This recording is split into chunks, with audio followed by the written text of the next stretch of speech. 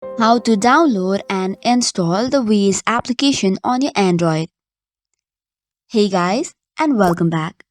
If you want to download and install the Waze application, it is quite easy on your Android. First of all, you need to log into your Gmail account and then go to the Play Store.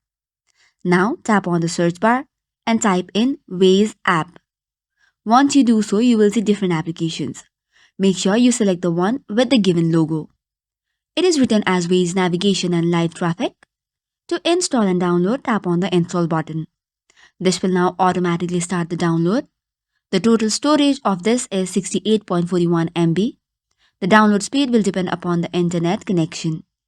Once the download is started and stopped, the installation should automatically start. Once the installation is completed, you will see the pop-up for the open button. You can simply tap open it and your Waze application is ready to use.